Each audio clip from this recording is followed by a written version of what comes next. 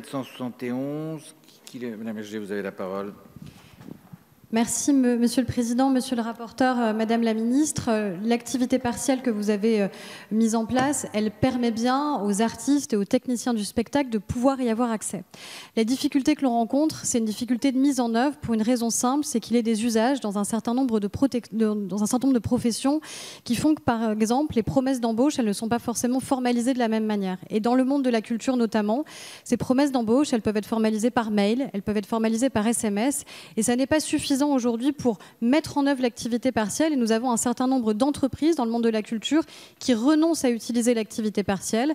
Et donc nous avons énormément d'artistes et techniciens du spectacle qui n'y ont pas accès pour ce fait, parce qu'il y aurait des risques que tout simplement les directs, l'État ne viennent pas accompagner le dispositif. Donc c'est un amendement de précision qui permet de dire que tous les moyens écrits peuvent fonctionner et peuvent permettre l'activation du chômage partiel, ce qui est une garantie et pour les employeurs et évidemment pour les salariés, en particulier du monde de la culture, qui pourraient dès lors y avoir accès.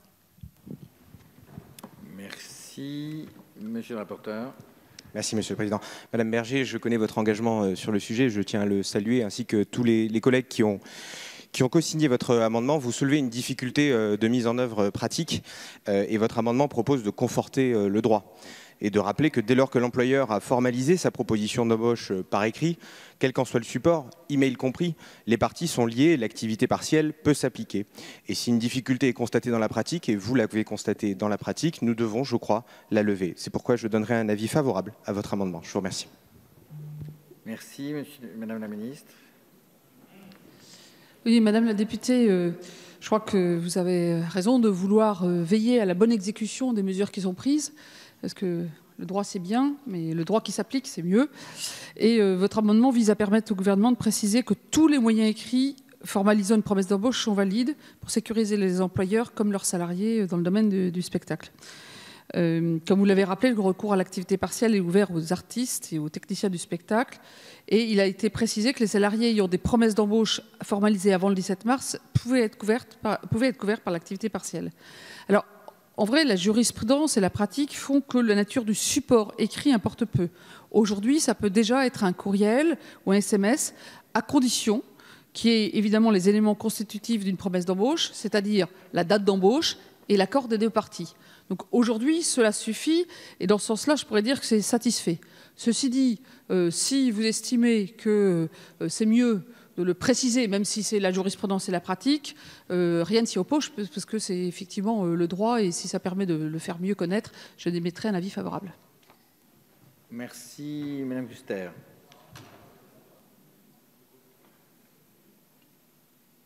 Oui, Monsieur le Président, j'avais demandé justement pour prendre la parole presque avant que vous puissiez donner votre avis, Madame la Ministre. Donc je voulais vous dire que nous abondions justement dans le sens de cet amendement que je tenais à soutenir au nom des Républicains, parce que le monde de la culture, on le sait tous, c'est sûrement celui qui est le plus impacté, et parfois leur contrat se fait au dernier moment, ce qui explique en effet qu'il n'est pas formalisé peut-être de la même manière que de contrats plus traditionnels. Sachant, et je donnerai juste un exemple, mais comme vous avez de toute façon accepté cet amendement, le monde par exemple du spectacle, ne serait-ce que spectacle parisien, de cabaret ou autre, parfois vous pouvez savoir le jour même en fonction du nombre de réservations si vous allez travailler, si vous êtes technicien ou artiste. Parfois c'est le jour même que cela se fait, et en effet c'est donc par un biais contractuel un peu différent. Donc en tout cas merci de votre réponse, Madame la Ministre, et je voulais vous dire ici combien il était important que sur des sujets, et souvent la culture pourrait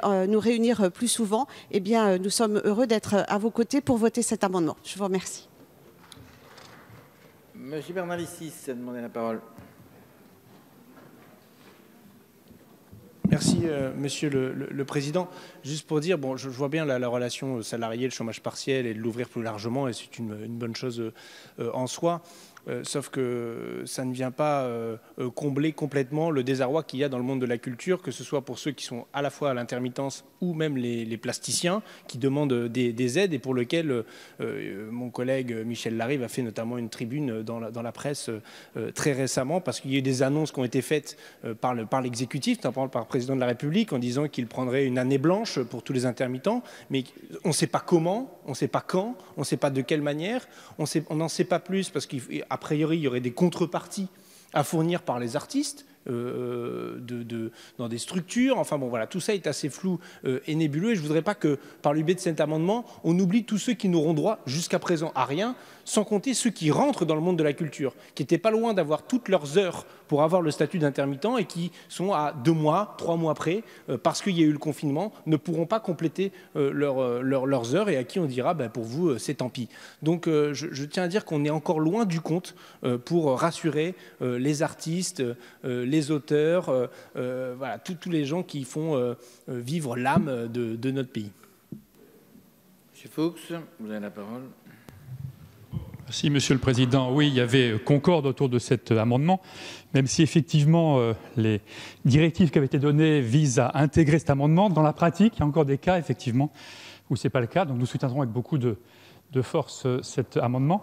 Il n'y a pas qu'à Paris, à Mulhouse également. Et je tiens à souligner qu'à Mulhouse, les théâtres, les activités de spectacle et événementiels ont fermé 15 jours avant le reste de la France et donc souffrent particulièrement.